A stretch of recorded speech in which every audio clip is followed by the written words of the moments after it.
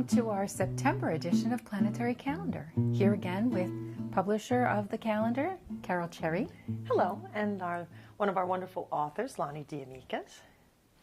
And you know what? September starts out right away with the troublemaker Mercury changing signs. Not only that, but Labor Day is the first day of the month. That's a little disconcerting for me anyway. You know, I like to get into September and then have that Monday off. For the first day of the month to be Labor Day when everything's closed, banks, post offices, schools, everything. So you definitely want to know that up front and plan accordingly. We also have Mercury moving into Libra that day. And you know what they say about Mercury and Libra. You know, you can't make up your mind. Why? Libra is the scales. You go, maybe this, maybe that. Let's weigh all the options. So please, make your Labor Day plans early. There you go. Because if you wait to the last minute and say, oh, I'm going to figure out what to do, you know, based on, you know, what's happening on the day, you may just end up at home. I mean... Yeah, and you'll be tempted to ask everybody what they want to do for Labor Day. Mercury in Libra likes to work by committee very oftentimes, but you know, when you work with a committee, everybody's got their own idea and their own plan. If you really want to make that work, have everybody come and bring potluck, and they can make their own decision at home before they get to you. Well, and you know, a wonderful surprise and group my effort. handsome co-author is Italian, and he likes to say, what do you get when you put 12 Italians in a room? 13 opinions. So that's a lot of what Mercury in Libra is like. Yeah. So it's a good time to weigh all the options. It's a good time to think things through. It's not a good time to have to rush, you know, and to have to quick come to a decision. So you just want to leave extra time for decision-making plans. Write a list. Do your pros and cons. Get it down on paper so that you can see it more clearly rather than just keep all the information in your head. That can be a little more difficult during and you can write the list while Mercury is still in Virgo. That's right. Mercury in Virgo loves lists. And makes a plan like nobody else. And so then you have the plan already written and you can just go forward with that. And you know, the first day when a planet changes a sign is a little turbulent. Mm-hmm. You know, either they hated the last sign and this one's more comfortable, so they're like rushing to get to it, or they, in this case, Mercury is the ruler of Virgo, so it was doing just fine. And now you're going to put me into Libra. What's that all about? Right. So that first day or so can be a little bit of an adjustment period. So don't plan anything that's really, you know, rocket science or, you know, life-changing for those days, because it takes a little while for Mercury to get into those new pair of shoes. Yeah, I'm glad you said that too, because when Mercury changes signs, you want to be careful driving. You know, it's very easy when our mental energy is in the process of changing for us to not be so focused on the road. And it's not always you, it could be the other guy. So you just want to be careful, and that's the whole weekend, that whole Labor Day weekend. You want to be as careful as you can driving. And Mercury changing sign, it's just the beginning. Come Friday the 5th, we have Venus moving into Virgo, which is nice. We're going to be taking care of our loved ones and taking care of ourselves. Virgo is the caretaker of the zodiac. So you want to, you'll find that people will be showing love to you by giving you herbs, making sure you're wearing your jacket, making sure you have new school shoes, this kind of thing. And they say that Venus doesn't do very well in the sign of Virgo, but it's a particular kind of nurturing through, you know, maybe a little good-natured nagging and just a little bit of you know, reminders. But you have to remember again that turbulence issue, because she's coming from Leo, where she was treated like a queen, and so now she's coming into Virgo, and she's a little bit more taking responsibility for everybody's happiness, not just being able to bask in the sunlight on her own. Well, but this is the perfect time for it. You know, I don't know about you folks, but in my house, September time is Christmas crafts time. You know, it's time to start thinking about the rest of the year, getting our holiday projects going, thinking about our Halloween costumes and those kinds of planning and organizing. That's just what Virgo does best, you know. And so while it's not the ushy-gushiest kind of love you could possibly want, it certainly is strong, productive, caretaking love, and that's a wonderful thing too. Well, and don't forget that Venus is with her buddy, the Sun. So, you know, with the support of the Sun in Virgo at that same time, you know, she gets to really do the planning and add her little beautifying touch to all those plans and crafts and things that you're doing. So, yes. Exactly, and it's still back to school time. You know, teachers love you by making sure you do your homework. You know, I mean, it's really quite appropriate for this time of the year. And then we have the full moon coming up on Monday the 8th. Now, if you could see these charts, there's a lot of activity. There's a lot of trines going on. Most particularly, we've got the moon conjunct Chiron, which is the wounded healer asteroid. They're trining with our relationship asteroid Juno, and all trining with Saturn. So responsibility in our permanent and closest relationships can bring emotional healing, and all of those energies are working very well together. We also have some squares going on.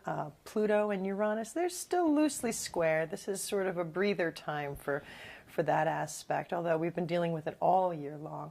But Mercury is also squaring Pluto and opposing Uranus. And again, everybody is messing with Juno as well. Completes the big square that we have going on there. Squares are activating. It's like crossing at an intersection and people crash in. And so that can be a surprise as your relationships needs crash into your need for self-change or something like that. So that can inspire action. And it could be good or it can be bad, but the other trines that we have going on, they're the ones that are working well together. And so it's a lot of energy, but it's going to be focused on our relationships largely, I think. So, you know, that Virgo-y caretaking energy, you know, once again comes to the fore. So that's the full moon on the 8th. Again, careful driving. Well, and just a minute on those aspects. You know, people all are, oh, give me the trines and sextiles. And yes, they make things move more easily, and you have the support of the other planets. But it's actually the things that are square and oppositions that create change in our life.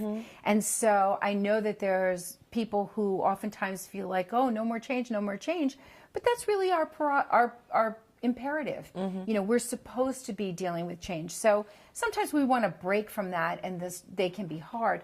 But ultimately, those changing experiences are the ones that are most soul satisfying, the most gratifying to us, the ones that we pat ourselves on our back and say, wow, I really managed to accomplish this. And they happen through squares and oppositions. They don't happen through trines and sextiles. It's true, but when you have the trines also, you know, it certainly, I think, softens that. Yes, okay, we've crashed, but boy, he's handsome and he gave me his phone number. You know,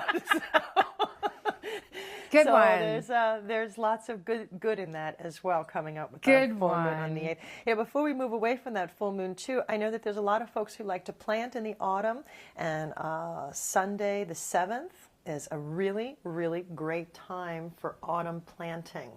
There's autumn planting going on, isn't there? Sure. Yeah. Absolutely. So the 7th is probably your very best day. And that's for things that grow on top of the ground, things that grow above. You want to make sure that happens between the new moon and the full moon. And because the moon is in Pisces on that afternoon, in fact, it goes kind of late, so you want to do it late in the evening. The pumpkins and the gourds. Exactly. You know, because they're going to be coming into well, pumpkins harvest probably time should have been planted by already. But well, yes. You're not buying pumpkins in September for October 31st. You're buying them later in this.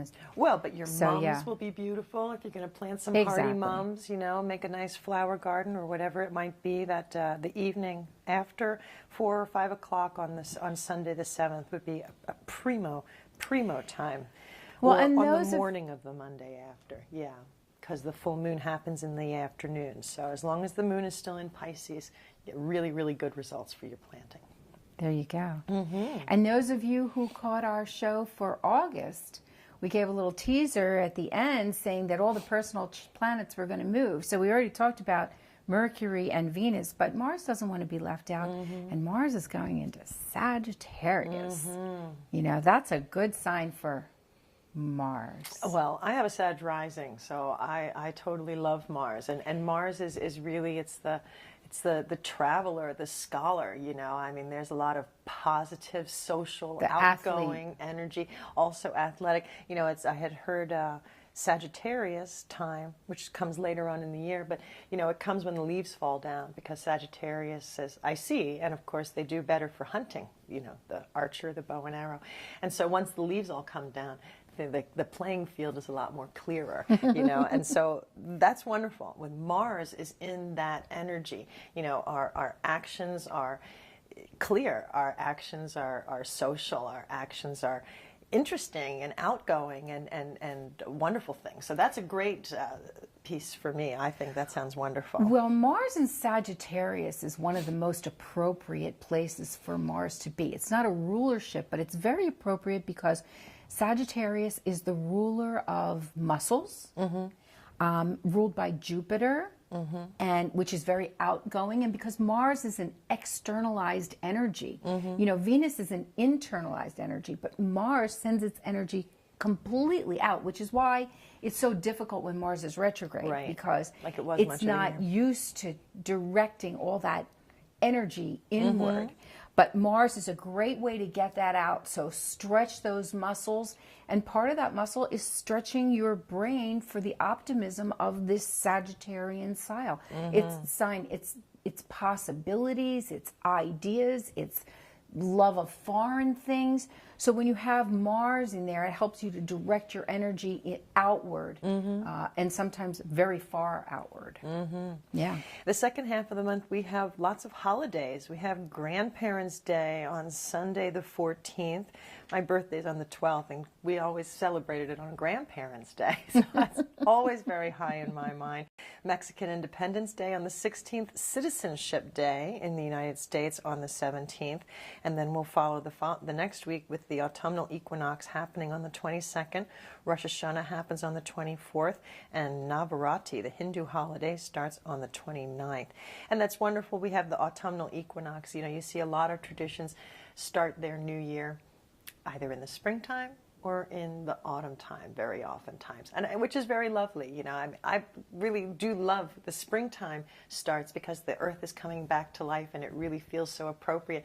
But for the autumn ones, it starts with the harvest. It starts with reaping the rewards of all the work from the year before. You know, so both times are such a nice time to start the year, and it's interesting to see how the different traditions follow along. And you know, just another interesting little anecdote, there happen to be more Virgos than any other sign. And it could just be a curious thing, but when you realize that Virgo is 9 months after Christmas and New Year's, so there's a lot of celebratory activity that results in lots of happy Virgos in 9 months later. And how appropriate, even. I mean, if the world doesn't need a million leaders like Aries, a world needs a million caretakers, people who are going to get the work done, make sure that the top button is buttoned on your coat on a winter day, you know? I mean, this is what we need. So lucky for us, we get a lot of Virgos. It's true. So you mentioned that the sun enters Libra on the equinox on the 22nd. And Mercury, not always the most well-behaved young child, can only stay in the same sign as the sun for about a minute and a half before he gets bored and wants to run on ahead. And by the 27th, Mercury's moving so fast that they're moving into Scorpio. Now, Mercury in Scorpio should come with a warning, because Mercury is your communication. Scorpio is very often unearthing things that you would rather not address or you'd rather not look at. So I often find that when Mercury is in Scorpio, people just open their mouth and they say something that they never meant to say. They go, oh, did I say that out loud? So a little word of warning. When Mercury is in Scorpio, use that little quick 5 count in your head before you say what you're thinking. Because you won't be able to take it back. And if you have a lot of Sag in your chart, make it a 10 count. That's really. There you go. Sagittarius is famous for foot and mouth disease. Famous. And created the word oops. Yeah. Yes. Yes. So. Well, that's how you do it. You run far ahead, you go out, you look and you see you're going to step in quicksand. You're going to find the unexpected and have to learn how to deal with that. And when we're doing natal charts, we remind people, even if we meet strangers in the street and they have a question about their chart and they tell us what day they're born, we tell them that they're very likely to have Mercury or Venus or both of them in the same sign as their sun sign, because Mercury and Venus never really stray too far away from the sun. One sign, two signs is the most distance they ever get from the sun. And so we just mentioned that Mercury and the sun were both in Libra for a short period of time and then going to the next sign, Scorpio. But then by the 29th, Venus enters Libra and she rules Libra very, very well, happily. And your insight, your beauty, your love of art, your love of harmony, peace in your environment is going to be that much more enhanced when Venus gets the support of the sun in Libra and changes sign into her rulership on the 29th. And that's the difference too. When Mercury is in Libra and you're ruling by committee and you can't make up your mind, that's one thing. When Venus is in Libra, you're supposed to be ruling by committee. It's the two parts of the relationship. Everybody needs to be heard, the two sides of the story. And so having that energy be in very balanced and let everybody get a chance, you know, to say Libra is really, really helpful. Fairness, justice, equity. Beauty and we were talking earlier about maybe Virgo isn't the time to, or September isn't the time to necessarily start new things, but rather to implement things that have started earlier in the year. And we were remarking about the fact that there are no black box days and there are no white circle days in the month of September. And as Ralph and I were looking at the astrology to, you know, to create that designation on those days, we felt a little bit funny about, we tried to sort of see if we could kind of force a black box day or force pick the best one, a white circle day.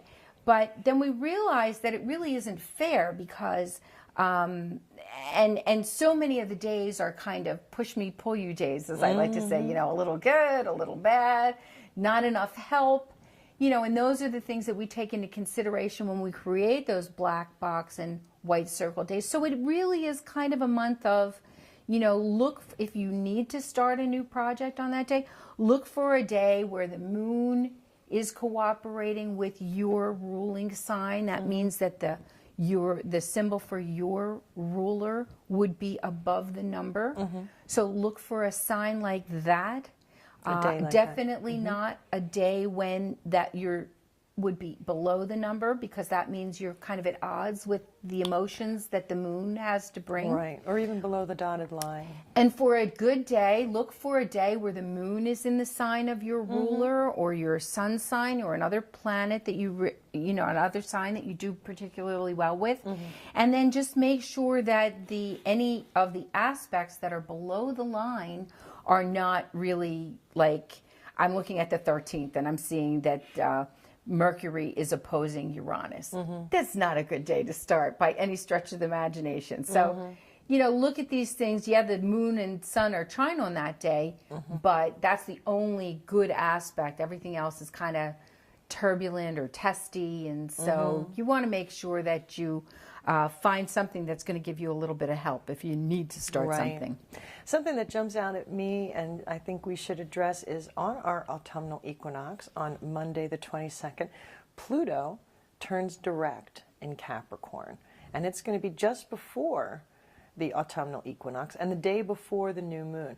Now, when Pluto is the planet that rules Scorpio, and so it deals with our deepest needs, our desires, control, you know, issues of sexuality, issues of control and things. And so that's been retrograde for some time now. And so the energy of what we need and what we really need, what we really desire and the things has been really internalized. And so here it is on the 22nd, it's going to come out into the rest of the world. And because the new moon is the next day and that energy starts to build, that's really going to start to build. And that's really going to prepare us for the eclipse that we have happening next month. And so, again, I mean, on the one hand, it sounds like, oh, that's a great thing. But Well, I don't know. I mean, that information, that desire needs to be expressed in an appropriate manner, and so that the rest of your team is on board as well, and starting to really focus on making those changes and things that will wind up coming to a head with the eclipses that we have coming up in October. Well, and Pluto is a very deep, silent, not impulsive energy. So when it's retrograde, you do a lot of your inner work. You do a lot of your inner processing. And so as it's retrograde in Capricorn, you're really talking about father issue or examining father issues, male parenting issues, responsibility issues, structure, systems, accountability, things like that. And then as it goes direct in Capricorn, it's not going to be like a lot of these transitions are kind of dramatic. But because Pluto works so glacially anyway, it makes this transition. And because it's in a sign that is not an impulsive sign, Capricorn, you'll be able to start to see the implementation of what you learned about your needs, yourself, the father in you, and all of those issues that would have been contemplated during that time. And you'll be able to transition them in a very sort of practical, structured way. So this looks like it can be a very good transit, of course, depending on where it hits in your chart and what your issues are. Well, we also have to remember that Pluto is still loosely squared with Uranus, and Uranus in Aries is really urging personal change, self-change. And Pluto's involvement is making sure that those changes take into account your deepest desires, your most innermost needs. And that's wonderful. But as we've seen over this last year and even the year before, people are changing. They really are. They're changing on a very deep level, and the way they think, the way they react, the way that they handle things. And this is all of a piece. And so that's a wonderful thing for the next stage of, okay, well, we've been ruminating about what we need. Now it's time for us to move forward and finish the rest of the year with that change moving forward and outward. Well, and then we have to mention again, just remind you that as that Pluto goes direct and all that information that you've gleaned about yourself and what you want to implement in the future and everything starts to move out in a more direct fashion. And then Mercury enters Scorpio, the modern rulership, not the traditional, but the modern ruler is Pluto. So again, a double warning about that. You don't have to tell everybody everything that you learned about yourself during that Pluto retrograde period, all at once, because you can really firebomb them. And don't be deceived. You're not the only one changing. Your lover, your children, your boss, your friends, your neighbors, everybody is going through these kinds of changes too. So it's important to remember to, as you say, push and pull, and give and take, and know that, okay, well, I've got this great new change that I want to make. Oh, wait, you've got a great change too. Okay, so how can we talk with Mercury and first in Libra, while we're really lovey-dovey, let's listen to everybody. And then once Mercury moves into Scorpio on that Saturday, the 27th, then they're going to really have a clearer picture because they have done the committee thing. Well, and then luckily, here comes the mediator, Venus, moving into Libra on the 29th, saying, okay, everybody go to your corner or hold hands. And let's really just, work this out. There's a fair, equitable balance to this whole thing. So it again kind of paints in the musical notes of this dance that we say about how the planets make these movements and kind of gently, or sometimes not so gently, but hopefully, guide you into the paths that your life should be taking and finding an appropriate way for you to make these changes comfortably and easily. Ralph wrote in the forecast as well, between the full moon on the 8th and the new moon on the 23rd, all kinds of interesting surprises can arise. You may not be feeling at the top of your game at this time, but use that to your advantage. That vulnerability will open you up to alternate possibilities and non-conventional solutions. Hint, when you're feeling boxed in by life, look for doors you overlooked because you didn't expect to see them there.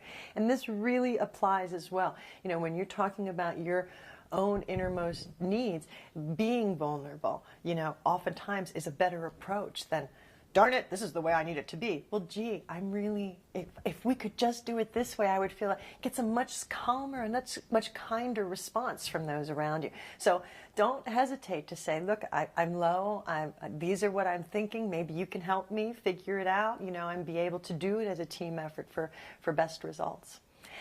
I think we're going to have an interesting September. I think we are too. I think we are too. And definitely tune back in to see us for our October planetary calendar, because September will be come and gone in a heartbeat. And we love to see you. And October will be interesting because we're in eclipse time. Final exam time. Universal final exam time. Don't forget to tune in.